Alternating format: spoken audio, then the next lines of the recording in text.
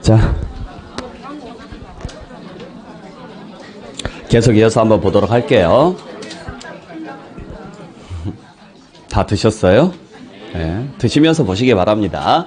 자, 이제 우리 재산세까지 간단하게 말씀드렸고, 그 다음에 이제 종합부동산세 개정사항인데, 아직 통과는 안 됐어요. 개정안이 지금 올라와 있을 뿐이에요. 근데, 뭐 별로 좋은 내용은 아닙니다. 여러분들이 뭐 아시겠지만, 굉장히 지금 앞으로 세금이 굉장히 많아진다라는 이야기가 많이 있죠. 네, 그래서 일단 종합부동산세 개정사항 중에 하나가 뭐냐면 상한이 올라갈 거예요. 상한 자체가. 그래서 조정대상 지역의 2주택인 사람에 한해서는 원래 200%였거든요. 그러니까 작년에 냈던 세금의 2배 이상은 안 올랐는데 300%까지 올린다는 이야기가 있어요. 근데 최근에 또 나온 이야기는 이 사람들도 봐줘야 되지 않느냐. 그래서 150%로 하향한다는 또 이야기도 있어요. 어떻게 될지 모르겠어요. 네, 그러니까 이게 올라갈지 내려갈지는 모르는데 현재 상태에서는 지금 이것까지는 올라와 있고 그 다음에 이제 뭐 상임위는 통과는 안 했지만은 그냥 입법안으로 잠깐 누군가가 이야기한 내용 중에 하나가 뭐 이거 150%로 낮추자 뭐 이런 이야기도 있고 이건 좀 더 지켜봐야 될 것 같아요. 그러니까 세율도 앞으로 올릴 예정입니다. 앞으로 올릴 예정인데 세율 올라가죠. 그 다음에 상한 올라가죠. 그러면은 세금은 작년에 비해서 훨씬 더 많이 나올 거라는 작년에 비해서 올해 더 많이 나올 거라는 거죠. 일단은 자 그래서 뭐 이러한 식으로 이제 개정이 된다라는 이야기인데 뭐 여러분들께서 종합부동산세 계산할 일은 없잖아요. 그래요? 네, 계산할 일은 없으니까. 네. 그리고 이제 우리 종합부동산세가 주택은 얼마를 넘어야 종합부동산세가 나와요? 6억이 넘어야 되고 1주택자는 9억이 넘어야 되잖아요. 이제 그것도 상향 조정하자.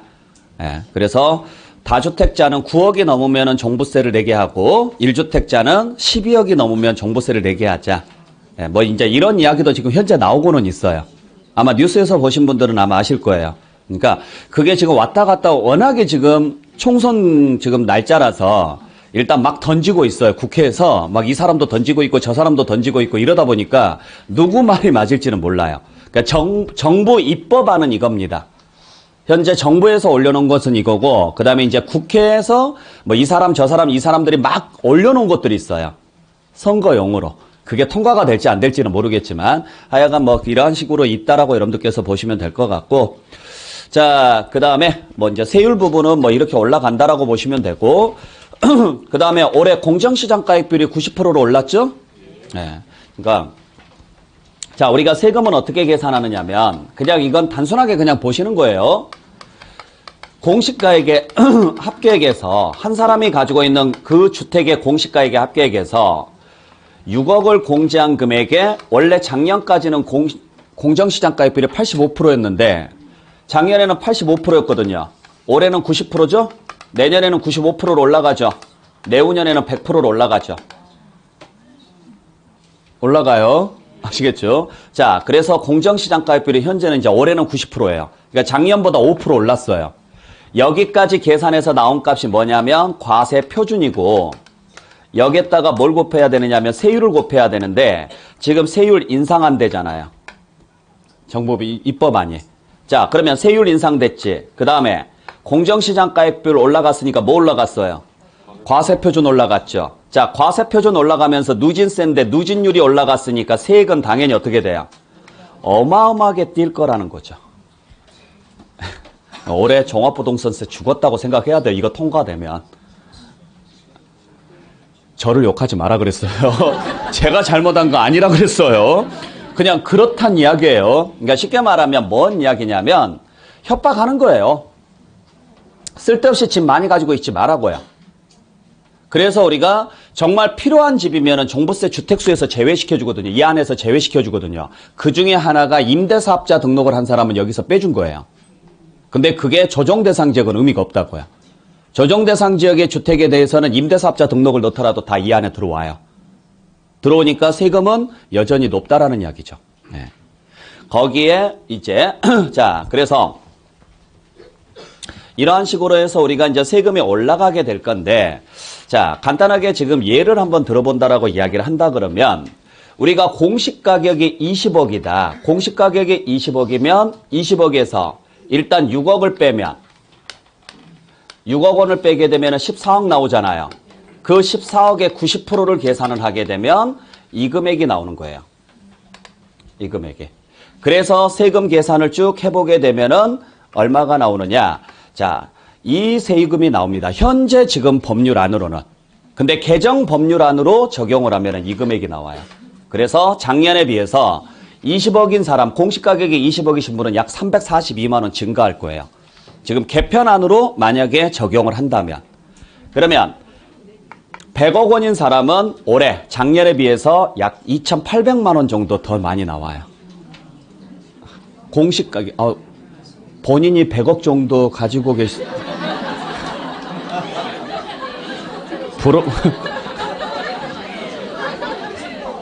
부럽기만 합니다. 예.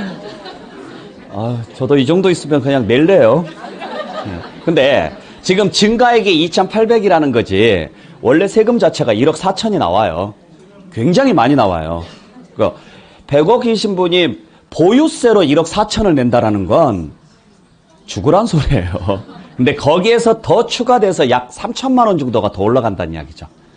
이런 구조로 가요. 그러니까 어차피 지금 우리가 알아야 될 것은 앞으로 종합부동산세 엄청 많이 나올 겁니다. 그냥 그 한마디예요. 이 표는. 그러니까 쓸데없이 집을 많이 가지고 있지 마세요 이야기예요. 그러면 세금을 적게 내려면 방법은 뭐예요? 일단 내 명의로 집이 많으면 안 돼요. 그죠? 네. 그래서 우리가 항상 하는 이야기가 있잖아요. 여러 채 집 가지고 있을 필요 없다. 똘똘한 집 하나면 된다. 그죠? 왜 그러냐면 1주택자가 되면은 일단 6억을 빼주는 게 아니라 얼마를 빼요? 9억을 공제하니까 일단 3억에서 혜택을 보잖아요. 현재 규정으로는. 나중에 가서 이제 이게 12억으로 올라갈 수도 있지만 현재 규정으로는 그래서 9억을 빼줄 것이고 그 다음에 뭐 세율 같은 경우는 그대로 가지만 요 혜택을 받죠. 연령에 따른 혜택하고 장기 보유에 따른 혜택. 그래서 만 60세 이상이면 연령별 혜택을 받고 그 다음에 5년 이상 보유한 주택이면 장기 보유 혜택을 받는데 그게 지금 정부 개편안에는 이번에 인상할 예정이에요. 즉 다시 말해서 연령에 따른 부분이 10%, 20%, 30%였는데 이제 2, 3, 4로 올릴 예정이에요. 장기 보유는 그대로 유지가 된 상태에서. 그래서 이 두 개, 60세 이상이고 5년 이상 보유하면은 이 두 개를 동시에 공제를 받거든요. 그러면 최대가 70세 이상인 분이 15년 이상 보유했으면 합쳐서 몇 프로 공제가 돼요? 근데 최대 70%예요. 근데 이걸 10%씩 인상하다 보니까 이 두 개 합치면 90이죠? 그래서 최대 공제율이 80%까지 올라가요. 자, 쉽게 이야기하면 이런 이야기죠. 2주택 이상은 세금이 엄청 늘어날 것이고 1주택자는 반대로 세금이 줄어들 거라는 거죠. 그것도 장기간 보유하고 있으면서 60세 이상인 분이 보유하고 있으면. 그러니까 누구를 위한 정책인 거예요, 이건요. 일단 1주택자고 퇴직하신 분들. 퇴직하신 분들한테 지금 주어지는 혜택이고 그냥 집을 가지고 뭔가 수익을 내려고 한다 그러면 그때는 세금 몽땅 내면서 수익 내십시오 이야기예요. 근데 여러분들이 잘 아시다시피 재산세하고 종합부동산세는 나중에 양도할 때 비용 처리해줘요 안 해줘요? 안 해주니까 이건 쓸데없는 비용인 거예요. 그러니까 재산세, 종부세는 최대한 낮추는 게 상책인 거죠. 무슨 말인지 아셨죠? 네. 자, 그래서 이걸 가지고 우리가 계산을 해보게 되면 1세대 1주택자고 만 70세 이상이고 15년 이상 보유했다고 가정하고 세금 계산해보면 전부 다 줄어듭니다. 근데 얼마 안 줄어들죠? 10억이면 만 원 줄어들고 15억이면 9만 원 줄어들고 20억이면 24만 원 30억이면 84만 원 줄어들죠? 현재 법률로 지금 적용을 한다면. 근데 아까 늘어나는 것은 막 2천만 원씩 막 늘어나면서 줄어드는 것은 몇십만 원 줄어들잖아요. 그럴 수밖에 없는 게 애초부터 세금 자체가 적게 나와요. 애초부터 세금 자체가 적게 나오니까 줄어드는 속도도 적을 수밖에 없어요. 그렇잖아요. 자, 100만 원에서 200만 원 뛰면은 뭐예요? 2배 뛴 거죠. 근데 100만 원 올랐다고 하잖아요. 2만 원에서 1만 원으로, 만 원으로 줄면 2배 줄어든 거죠. 근데 줄어드는 것은 만 원만 줄어든 거예요. 그러니까 숫자상으로 보면은 비율로는 똑같은데 숫자상으로 보면은 줄어드는 속도는 작고 늘어나는 속도는 많다라는 거죠. 그러니까 똑같은 구조로 한번 볼게요. 20억을 가지고 있는 1주택자는 얼마네요? 154만 원을 내요. 그죠? 현재 규정으로 따지면. 근데 아까 1세대 1주택자에 대한 어떤 혜택이 증가함으로 인해서 24만 원 줄어들죠? 자, 근데 아까 보죠. 똑같이 20억인 사람이 다주택자면 1034만 원 내요. 그러니까 2주택 이상인 사람이 20억이면 1000만 원 넘게 내잖아요. 그리고 그게 어차피 연령에 따른 세액공제나 장기보유에 따른 세액공제는 못 받아요. 못 받고 그 다음에 이 사람은 6억만 공제가 되죠. 그러니까 20억에서 얼마 공제돼서 6억 공제되잖아요. 이 사람은. 그러니까 똑같이 20억이라고 하더라도 다주택자는 6억만 공제가 되고 1주택자는요. 9억이 공제가 되는 거고 다주택자도 공정시장가액비율은 90%고 1주택자도 공정시장가액비율은 90%고 그래서 과세표준이 나오면 자 똑같이 과세표준이 나오면 여기에다가 적용하는 세율도 똑같아요. 어차피 세율도 똑같이 적용을 합니다. 이것도 똑같고 이것만 달라지죠. 1주택자냐 다주택자냐 그렇게 해서 세액이 나왔을 때 1주택자는 여기에서 하나 더 혜택을 보는 거고 세액 공제 혜택을 보는 거고 무슨 말인지 아시겠어요? 그렇게 해서 나온 세금을 쭉 보면 다주택자는 지금 얼마 나오느냐면 20억이면은요 1036만 원 나오잖아요. 근데 세율이 인상되면은 세금이 1378만 원 나와요. 근데 아까 1주택자였을 때 20억이면 원래 세금이 154만 원밖에 안 나온다고요. 여기서 애초부터 차이가 나요. 근데 요게 또 늘어나면 세액공제율이 늘어나면 이게 얼마로 줄어드는 거예요? 130만 원으로 줄어드는 거죠. 벌써 여기서 차이가 많이 나죠. 10배 차이잖아요. 그러니까 2주택자인 사람하고 1주택자인 사람하고 여기서 이만큼 차이가 많이 난다는 이야기예요. 그러니까 되도록이면 그냥 차라리 비싼 하나를 가지고 있는 게 낫지 싼 여러 개를 가지고 있으면 의미 없다고요. 그러니까 10억짜리 두 채 가지고 있는 사람하고 20억짜리 한 채 가지고 있는 사람하고 의미는 다르다는 거죠. 무슨 말인지 아시겠죠? 알아서 잘 정리하세요. 어차피 여러분들이 이걸 계산할 일은 없잖아요. 그러면 고객들이 가장 궁금해하는 것은 어떻게 하면 종부세를 줄일 수 있을까요? 뭐 방법은요. 무조건 명의를 팔던가 아니면 명의를 쪼개던가. 그렇죠? 뭐 공동명의를 하셔도 좋고 하여간 명의를 나누십시오. 아니면 신탁을 하셔도 좋고. 우리 그래서 지난번에 한번 TV에서 한번 나오는데 요즘 신탁하는 것들이 유행이래잖아요. 자, 신탁회사에다가 신탁을 하면은 내 명의가 아니라 그 신탁회사 명의로 넘어가니까 일단 명의가 쪼개져요. 명의가 쪼개지니까 일단 보유세 부담이 줄어드는 거죠. 그래서 많이 신탁을 이용해요. 그러니까 여러 개의 집을 가지고 있거나 여러 개의 상가 같은 경우는 해당 사항이 없으니까 주택을 가지고 있는 사람들은 내가 임대 내는 게 아니라 아예 신탁회사에다 맡겨놓고 네가 수익을 내. 그리고 수수료 떼가고 나머지는 나한테 줘. 뭐 이런 식으로 가는 경우도 되게 많아요. 그러니까 뭐 그런 내용들이 있다라고만 알고 계시면 될 것 같아요. 자, 이제 양도소득세로 넘어가도록 할게요. 뭐 양도소득세에서 이제 올해 추가된 내용 중에 하나가 뭐냐면 이축권이 올해부터는 이제 양도소득세에서 과세가 됩니다. 이축권이 뭔지는 아시죠? 글자 그대로 이축할 수 있는 권리예요.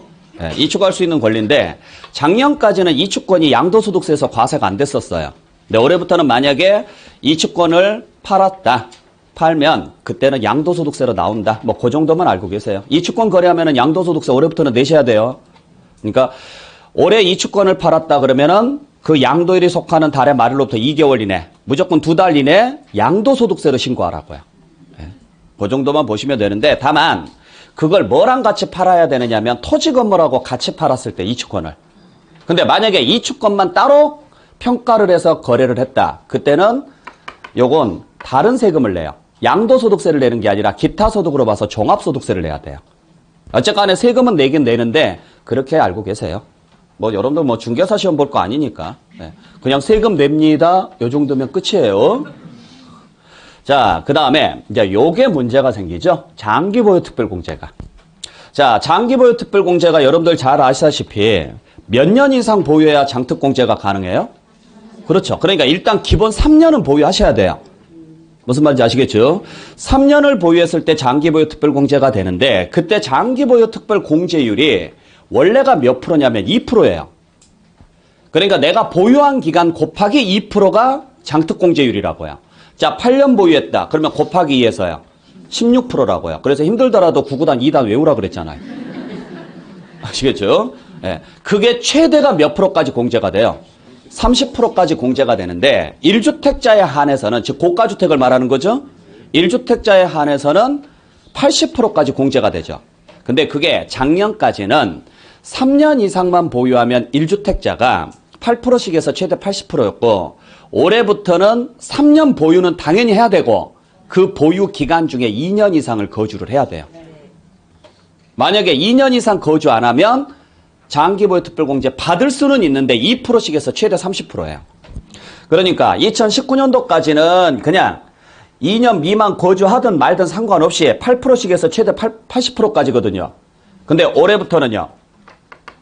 2년 이상 뭐 한 경우에 한해서 거주를 해야 돼요. 일단 3년 이상 보유는 하셔야 되고 이건 기본적으로. 그러니까 3년 이상 보유는 해야 되고 거기에 2년 이상 거주까지 해야지만 8% 혜택을 받는 거예요. 만약에 3년 이상은 보유는 했어요. 보유는 했는데 2년 거주는 못했다. 그래도 장기보유 특별공제는 받을 수 있어요. 근데 2%씩 해서 최대 몇 프로까지만? 30%까지만. 그러니까 이건 작년까지 규정이고 이건 이제 올해 규정이고. 아셨죠? 근데 개정안이 또 나왔어요. 개정안이 나오기를 일단 2021년 내년부터예요. 그러니까 이것도 되게 웃긴 거예요. 올해만 지나면 끝이에요, 이것도. 네. 내년부터는 또 어떻게 바뀌느냐면 일단은 2년 이상 거주를 해야 혜택을 받아요. 혜택을 받긴 하는데 8%를 다시 두 개로 쪼갤 거예요. 4%씩.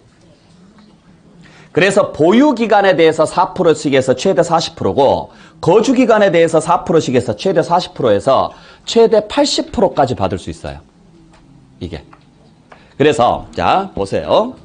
무슨 말인지는 아시겠어요? 자, 그러니까 한번 보죠. 무슨 이야기냐면 이런 이야기입니다. 자, 한번 볼게요.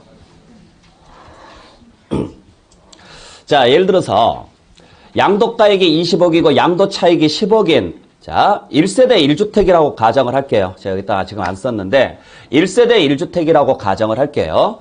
현재는 거주기간이 2년 이상이면 2년 이상이니까 몇 년부터예요? 2년부터죠. 그러니까 보유는 일단 몇 년 했고 10년을 했고 보유는 일단 10년을 했고 그 기간 중에 거주한 기간이 2년이라면 자, 보세요. 지금 이게 1세대 1주택입니다. 1세대 1주택인데 이쪽으로 잠깐 와볼게요. 양도가액이 얼마예요? 20억이에요. 그 다음에 양도 차익이 10억이니까 필요경비가 10억이라는 이야기예요. 그러면 차익이 10억이잖아요. 근데 얘가 1세대 1주택으로서 1세대가 1주택으로서 10년 보유한 거예요. 원래 비과세 요건을 충족을 했죠. 그러면 원래 비과세 해줘야 되는데 양도가액이 9억을 넘었잖아요. 양도가액이 9억을 넘었으니까 얘가 고가주택인 거예요. 그러면 고가주택이 되면 9억 초과분인 11억에 대해서만 과세합니다. 그래서 10억 곱하기 20분의 11을 하면 되죠. 20억 중에서 11억에 해당하는 비율만 과세하면 되니까. 그렇게 해서 나온 값이 얼마가 나올 것이고 그러면 이게 얼마예요? 5니까 5,500인가요? 네, 5,500만 원 나오잖아요. 양도 차익이. 근데 작년까지 기준으로 따지면 올해 기준으로 따지면 2년은 보유했으니까 8%씩 해줘야 돼요? 아니면 2%씩 해줘야 돼요? 8%씩 해주라고. 2년 거주를 했으니까. 2년 거주를 안 했으면 만약에 이 사람이 2년 거주 안 했잖아요. 2년 거주 안 했고 그냥 10년만 보유했다. 만약에 2년 이상 거주를 안 하고 그러면은 딱 10년 보유했다고 가정하고 그냥 무슨 말인지 아시겠어요? 그냥 15년 갈게요. 그냥 최대치로 가기 위해서 15년으로 가겠습니다. 그러면 만약에 2년 이상을 거주하지 않았다면 2%씩 해서 30%만 해준다고요.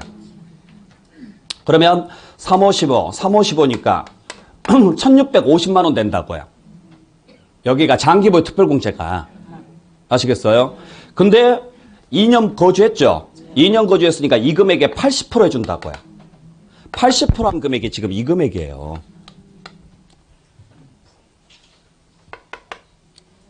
죄송합니다. 이거 5억 5천이죠? 5억 5천이죠? 네, 죄송합니다. 자, 5억 5천만 원이네요. 그러니까 80% 하게 되면 4억 4천이 되는 거죠. 무슨 말인지 아시겠죠?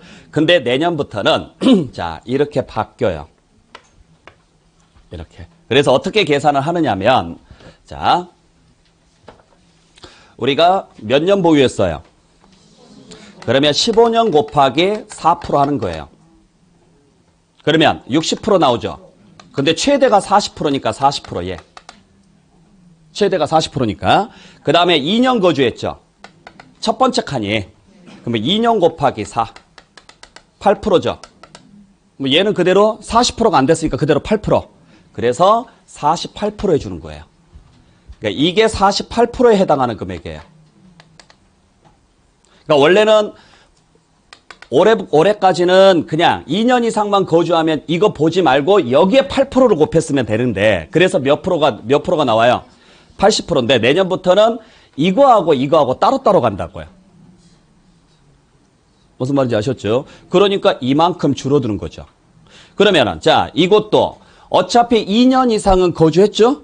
2년 이상은 거주했으니까 이제 몇 프로짜리고 8%짜리고 이제 거주기간 보지 말라고요. 그러니까 올해까지는 거주기간을 보는 것은 2%를 적용할 거냐 8%를 적용할 거냐 요거 구분하기 위해서 거주기간을 보는 거고 계산은 보유기간만 보고 계산해요. 보유가 10년이니까 몇 프로? 80%거든요. 근데 내년부터는 거주 따로 보유 따로 봐야 돼요. 그러면 보유가 몇 년?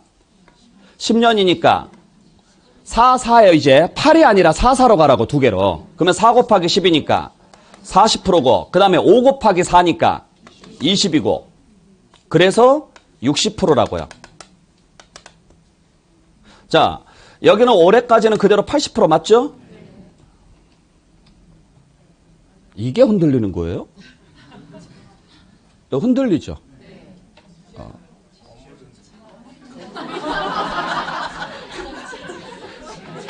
자, 근데 내년부터는 자, 보유 몇 년? 10 곱하기 4. 거주 몇 년? 7 곱하기 4. 그래서 68%라고 해요. 아시겠죠? 이제 계산 두 번, 이제 9구단 4단 외우셔야 돼요. 자, 보유 몇 년? 10년이니까 40%. 거주 몇 년? 10년이니까 40%. 그래서 80%. 그러니까 10년 거주해야 올해하고 똑같아져요. 내년부터는. 무슨 말인지 아시겠어요? 네. 이런 식으로 갑니다. 네. 그리고 만약에 2년 안 됐다. 2년 안 됐으면 못 받는 게 아니라 받는데 그냥 2%짜리예요. 그러니까 2%짜리고 만약에 15년 보유했다. 10년 이상이라고 했으니까 15년이라고 잡으면 그냥 30%만. 30%만. 네. 이러한 식으로 가는 거죠. 그래서 내년부터는 장기보유 특별공제가 축소됩니다. 그러니까 어지간하면 올해 파시라고요. 1주택자에 한해서예요. 어차피 다주택자에 해당한다거나 또는 뭐 주택이 아닌 상가라든지 일반 토지면 어차피 상관없어요. 올해 파나 내년 파나. 무슨 말인지 아시겠죠? 그러한 것들은 그냥 기본적으로 무조건 30%니까 최대가. 예. 그러니까 1주택자 고가주택에 한해서 지금 주어지는 혜택이니까 여러분들께서 좀 확인해 주시고 그게 적용이 됐을 때 올해는 2년 이상만 거주하면 보유기간이 10년만 넘어가면 80%를 받을 수 있지만 내년부터는 보유도 10년을 해야 되고 거주도 10년을 해야 돼요. 그래야 최대 80%를 받을 수 있어요. 이러한 식으로 바뀐다라고 보시면 돼요. 네. 근데 몰라요. 이것도 가봐야 알아요.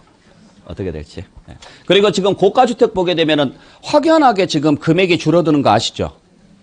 그죠? 그러니까 이번에 그 아마 뉴스에서 보신 분들 아시겠지만은 그 누구죠? 이낙연 대표인가 정세균 대표인가 그 뭐 집 하나 파는 거 뉴스에서 보셨나요? 10몇 억인가 뭐 20몇 억인가 팔았던가요? 뉴스 보신 분 있죠? 아니요. 싸게 판 게 아니에요. 10몇 억인가 20몇 억인가 19억인가요? 근데 세금은 5천만 원 냈대요. 그거 이것 때문에 그래요. 고가주택. 한 20년 보유했거든요. 그러니까 고가주택이니까 9억 초과분만 잡고 9억 초과분이니까 금액이 확 줄어들잖아요.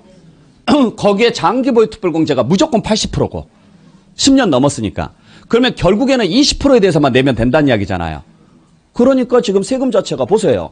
자, 지금 20억에 팔았는데 20억에 팔았는데 세금은요.